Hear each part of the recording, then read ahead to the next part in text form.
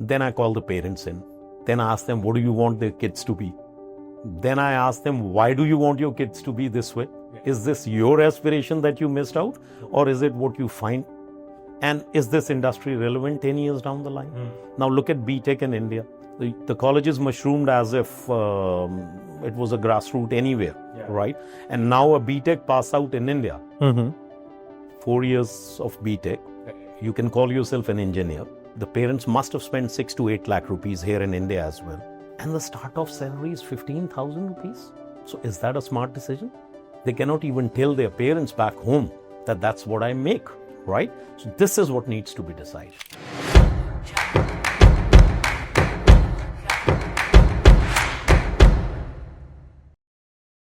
Hello everyone.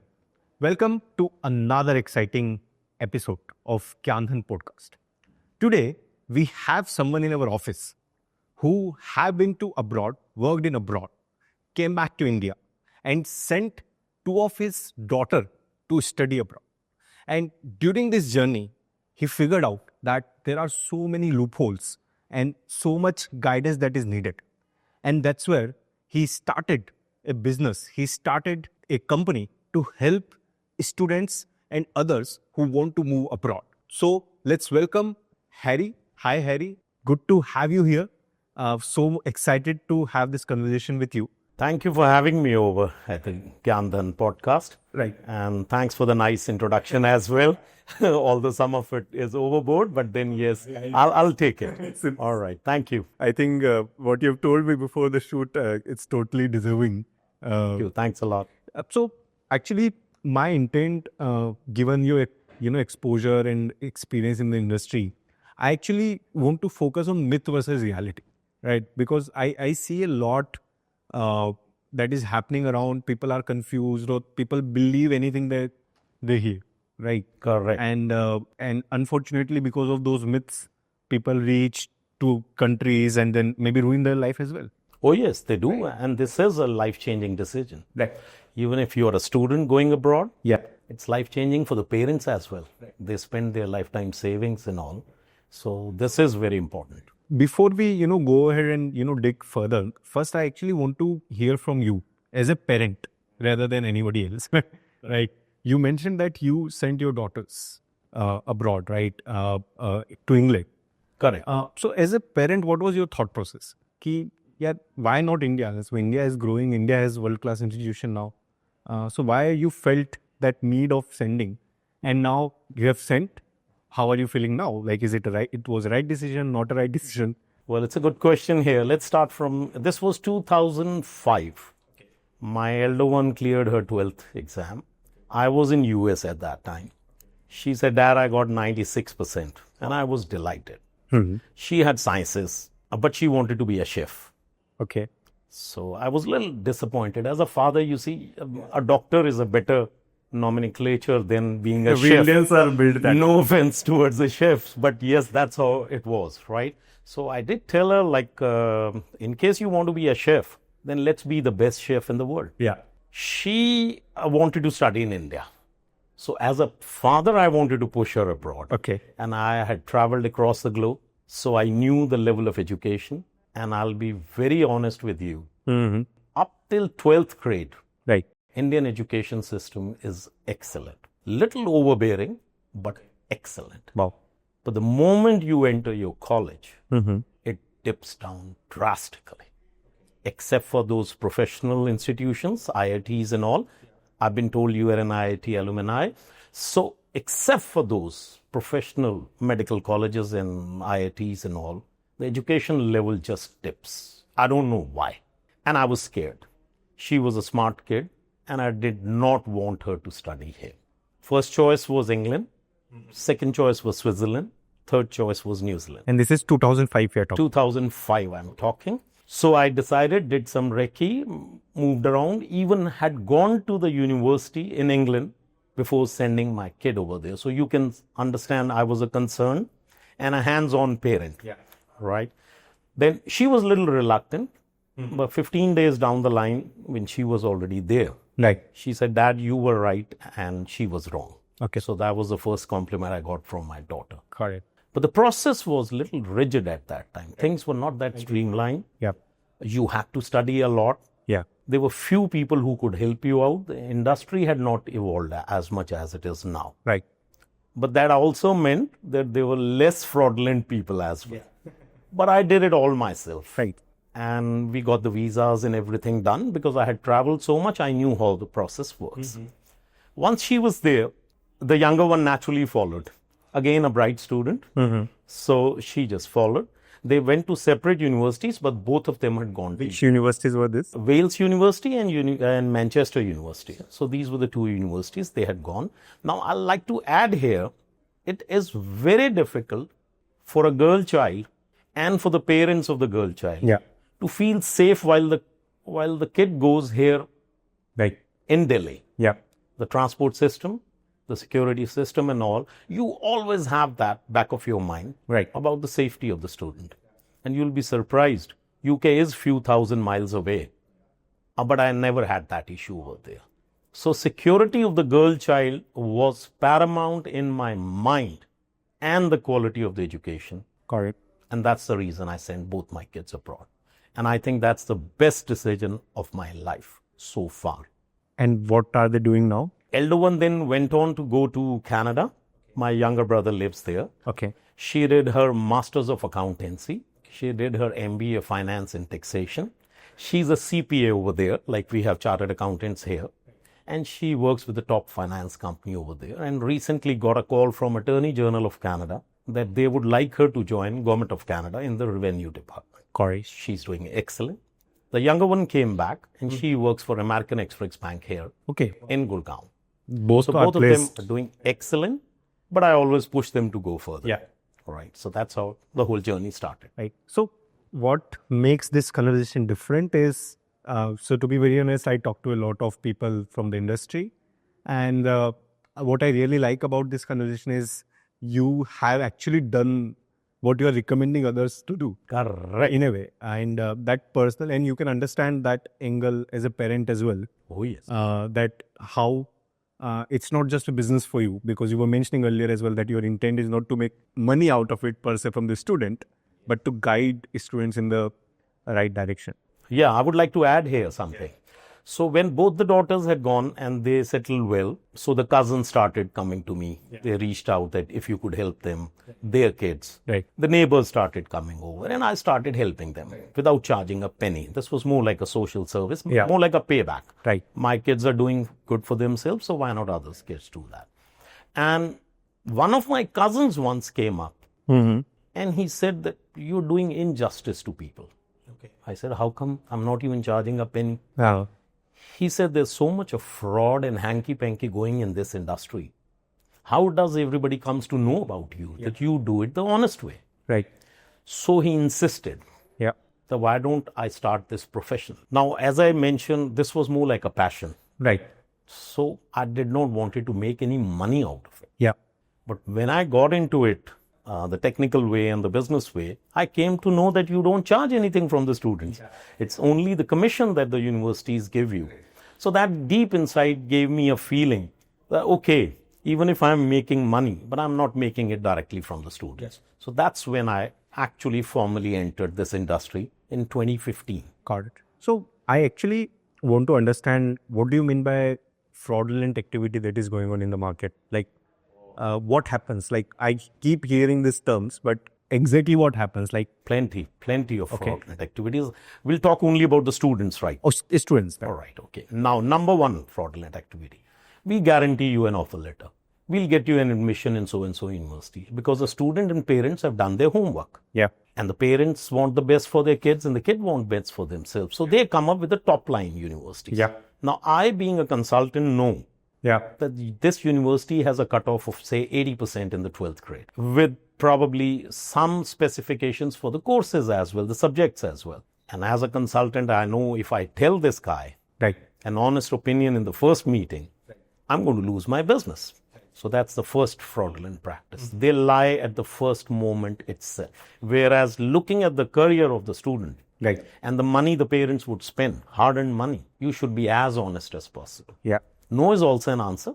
Say, no, your kid is not eligible for this university, but We have other But options. when they're saying you're eligible, anyway, they will not be able to help with Eventually, they'll not get it. So the loss is whose? They might make up some money from you.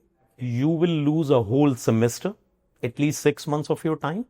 And the kids are so competitive nowadays. Right. So at my age, 6 months probably is a small time. Yeah. But for a kid who's just out of college, Yeah. imagine all the peers, all the students of his batch. Yeah. They're all into college and studying. And the kid is studying home. Right. Sitting at home. Why? Because one of the consultants did not guide the right way. That's number one. Number two, they charge you indirectly, administrative fees, blah, blah, which with every university that you had an agreement with, we are on panel of 1,800 universities across 31 countries. And we have a signed agreement with all of them that we will not charge a penny Okay. to the student. But forgive me for being direct, but you must be getting different commissions from different universities, right? So isn't it in your interest to send a student to a university, even a lower ranked university, which is giving you a higher commission? That's the third point. And so the first two I mentioned, that's the third and the most absurd fraudulent practice prevalent. Because University A gives me more commission, Yeah. but the career of the student Is better in university. off in University B. I think I'll not sleep well if I suggest the other way around. But a lot of people do that. And that's another bad thing. They would even tell you to move to some other country. Go to Cyprus. No offense to Cyprus. Beautiful country. I've been there. Nicosia and all is lovely places to be there. But my student wants to study in STEM, wants to get into automotive. So Germany would be his first calling. US would be his second calling if the budgets provide and if the eligibilities are there. And you're sending the kid to Cyprus, not only diluting the level of the university, the level of the courses as well.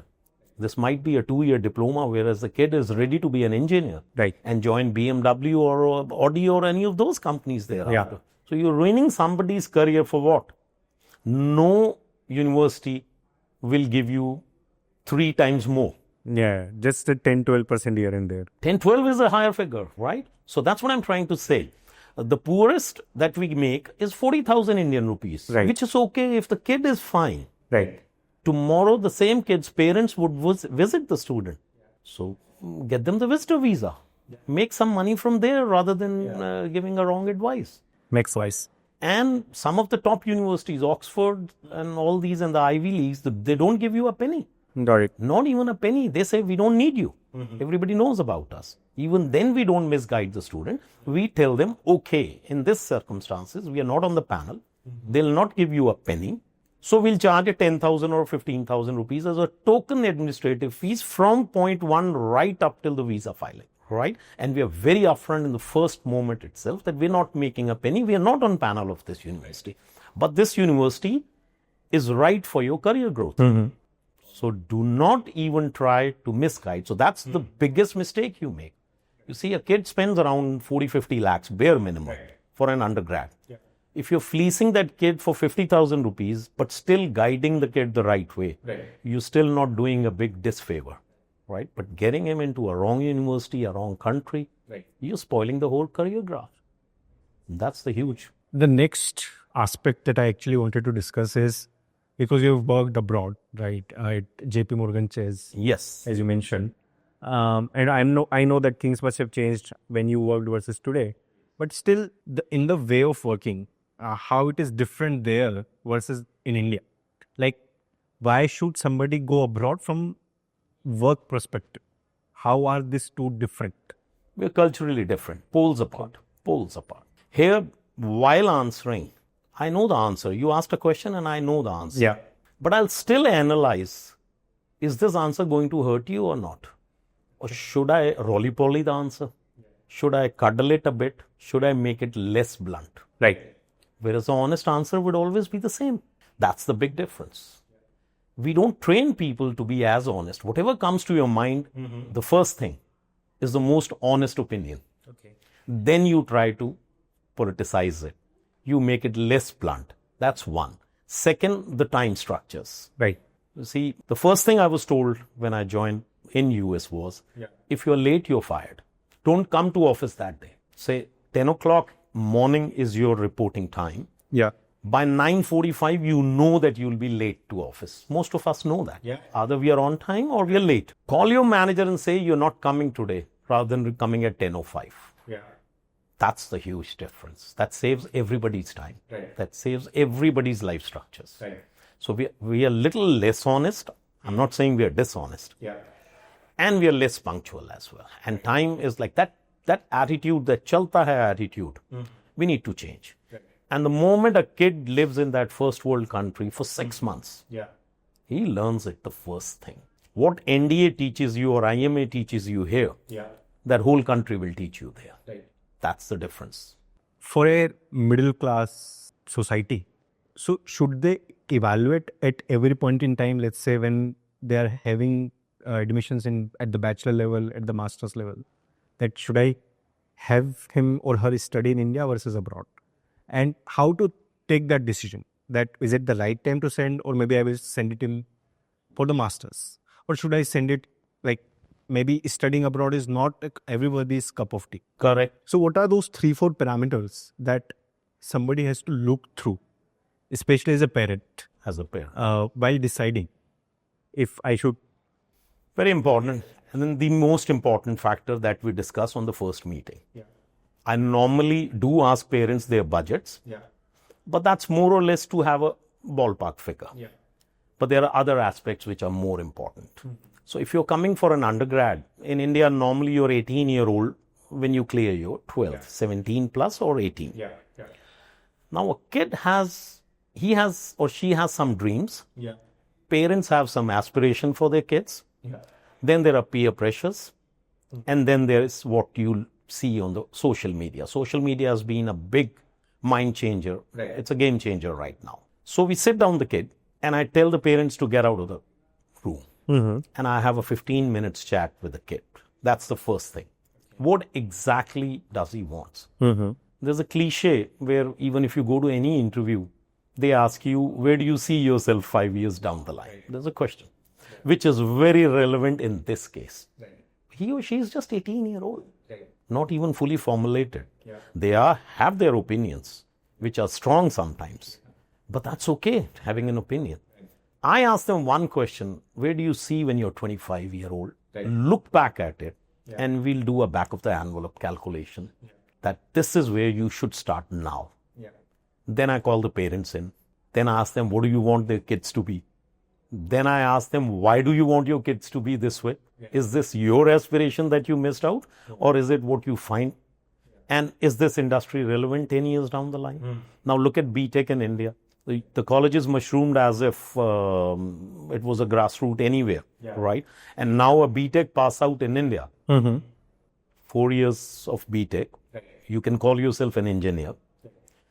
The parents must have spent 6 to 8 lakh rupees here in India as well. And the start-off salary is 15,000 rupees. Yeah. So is that a smart decision? They cannot even tell their parents back home that that's what I make. Yeah. Right? So this is what needs to be decided. And a wealthy person can send his or her kid anywhere. I'm not worried if I happen to meet somebody who's as rich as you and you come up with your kids. I know you can handle and manage any which way. So then my questions will be a little less. They'll be less towards the finances. They'll be less towards the growth package. Maybe you just want a good study for your kid and want them to join the family business pack. So then Ivy Leagues and Oxfords and all, Stanfords and all, wherever the money is irrelevant. It's a middle class where it's a hard-earned money. They want their kids to be better off than themselves. That's where the whole focus is. So the career, the passion, that's where Three Idiot comes into picture. You see, not everything what was shown in Three Idiot makes sense in real life, but some of them do. So the passion of the kid, the budget of the parents, the future job-wise, and will that country absorb you once you've studied for a long time? But usually, people who are not educated themselves, right? Plenty are there, right? Who are doing good in life. In general, they are making money and living a comfortable life. But at times, they are not as exposed as, let's say, you would be at the time that you were evaluating for your own daughters. Correct. So there, how, like, they will, at times they won't have that sort of thought process, the passion, that.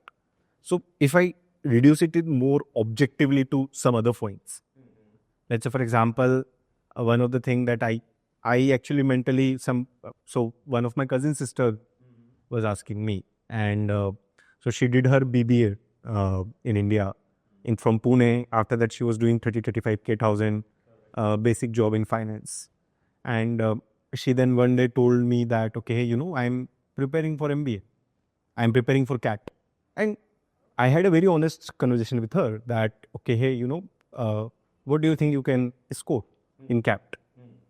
Can you score 99% or 98% or 95% for that matter? Can you get into tier 1 MBA college? And she said, no, my maths, my foundation is not that strong that I can have 95%. Then I told her, see, if you go to a tier 2 MBA college in India, still you have to spend 20 lakh rupees, 18 lakh rupees. And the starting job will not be 6 lakh per annum. Why don't you let me help you figuring out a college in abroad where the cost will be somewhat, let's say, in the similar range, but your exposure will be better, higher. It will be much difficult, but you might end up at a very good place. So that level of honest conversation with her, and eventually she decided that she don't want to go, because she said that, okay, I don't want to live away from my parents. That's fair enough. It's fair enough. That's another perspective. Right. So any such way of evaluation? Oh, yes. Yeah. So, the industry very well. Yeah. GyanDhan has been one of the pioneer and doing very well. And even we take advantage of your platform so many times. So, that's what my role is, what you did for your cousin. Right. And that's why I'm in the industry. Right. Had I been sitting at home, only the cousins would have approached me. Yeah. Right. Now we have a walk-in wherein you'll be surprised. Although the market buzz is that the industry is probably not doing as good as it was in the previous years. Right. But we sometimes miss out on our lunch breaks as well. So it's that kind of walk-in coming in. Wow. And I happen to be that cousin to everybody who walks in. Right. And I talk in the language that they are comfortable in. We might be talking in English, but I know Hindi very well. I know Punjabi very well. I know Urdu very well. And as I've lived in US for a while, I can even talk in Spanish as well. So given the case, I could do that. So first thing first, I bring myself to the level of the parents. Right. What do they want actually? And that parent, even if they were not very well educated themselves, they still had that thought and idea. Right. That's why they are in my office. Right. Otherwise, why would they be? They must have talked to the friends, cousins, somebody who's already abroad, right, and then evaluate it. So a little less education, right, does not makes you illiterate. Right? If they happen to be in my office, that means they've done their homework. Yeah. All they want is an assurance from somebody, right, and the right guidance. And they're worried. Yeah. And they're worried because the money is involved, the career is involved. Right. And they don't want, they can put that money and start a business for their kids. Right. Like you mentioned, 20-25 lakh rupees, you could get a good education. So the return on investment on a foreign first country education, yeah, is pretty high. But is it the case even today? Yes. Yes, my daughter, I'll give you a personal example. My elder one, whatever I collectively spent on her, yeah, post her 12th grade, I'm not talking before. So we assume 12th grade as a benchmark. Yeah. Post her 12th grade, whatever collectively I spent on her, she makes more money than that every year now. Yeah. So that's return on investment. 100% return every year. Right. And that makes me very happy. Right. It is, you see, it was, she went at time when things were booming, right?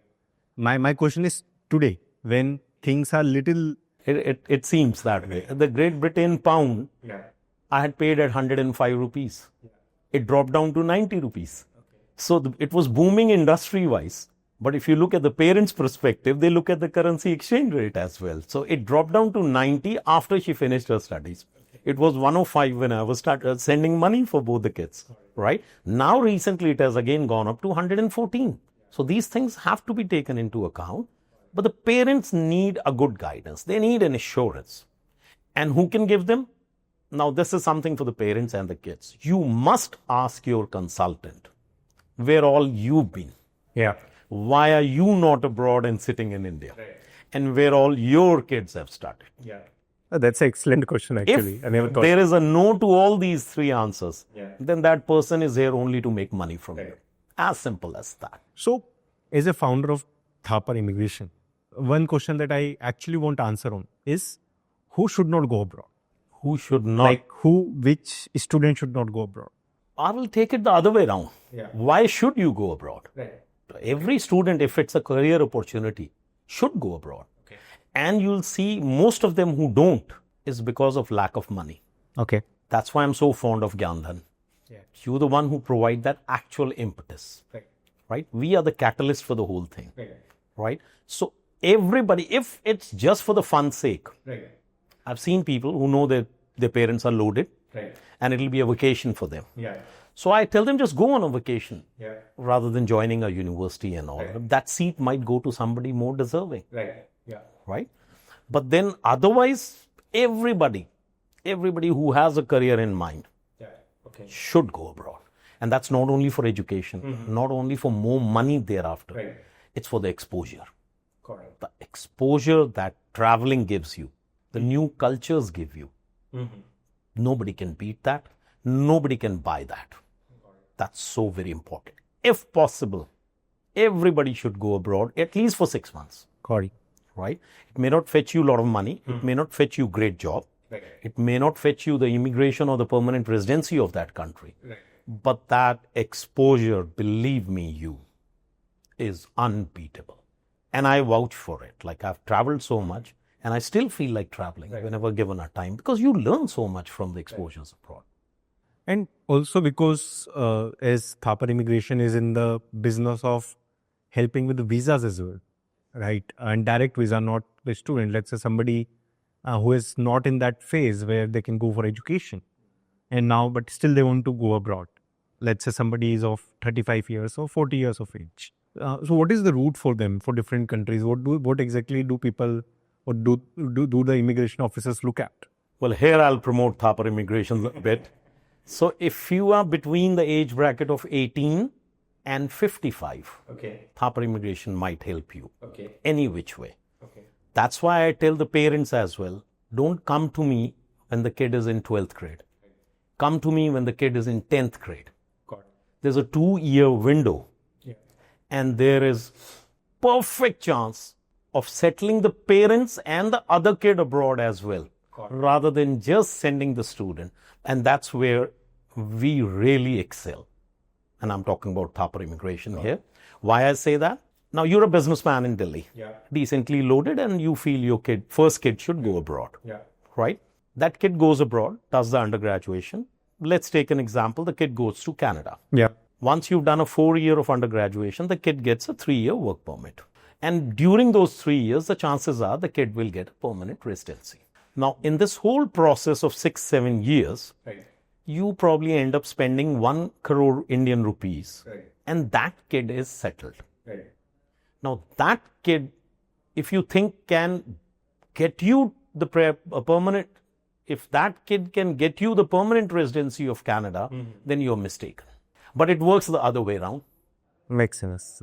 When the kid is in the 10th grade and the parents have a business and they have an inclination to move themselves as well, we come up with a business plan where by the time the elder one is in 12th, we get the permanent residency for the whole family. So if there's a younger kid, ma'am, husband, and the first kid, all 4 of them will get a permanent residency. What will they do there? That's what I'm saying. If the inclination is there, we will set up a business for them, relevant business over there. And at a lot lesser cost. Eventually, if you do a maths, they will save 30 to 40 lakh rupees. And all 4 will be having a permanent residency of Canada. And they'll have a running business there. So that makes a lot more sense. But the thing is, normally parents come when the kid is either, they've just started the 12th grade. So that's here. This is an important information here. If you have that inclination, and if you like that country where you're sending your kid abroad, come when the kid is in the 10th grade. And we'll help the whole family settle abroad. And that's my forte. We will not only get you the business running, we'll help you with the kids' further education over there. We'll get you your GPs. your bank accounts, your credit cards done, your even that nitty-gritty things, whatever is available over there, we have teams set up over there and we'll help you with everything. So that's very important. That's very important for the parents to come a little earlier than when they actually come. Okay, I think I have asked all the questions I wanted to ask. Okay, all right. And I have so many things, but I think we are up for time. We're running out of time. Yeah. Chalo, good. But yeah, thanks a lot. I think it was very insightful, especially understanding that parents' psyche around, how you think for your own kids. And I really like that recommendation. Ask the consultant what's your kids are doing. Yes. Have you sent them abroad or not? Maybe that is a... And once you've decided on three important things: the career growth, the country where the education has to happen, and will that country absorb you? If there is a yes to it, and you like your consultant, then as the Nike slogan says, just do it. There's no need to procrastinize thereafter. Just do it with the right people. I'll assume Thapar Immigration is one of them, but just do it thereafter. So if they have to get in touch with you, how do they get in touch with you? Do they... You can share our number. They can walk in. We'll share our Offices social media in Delhi? in Nehru Place itself, and we are in the International Trade Tower. Got it. Prominently, office number 1 at the ground floor. So we are very prominently located. People can just drop in from 10 in the morning till 7:30 in the evening. Got it. We work 6 days.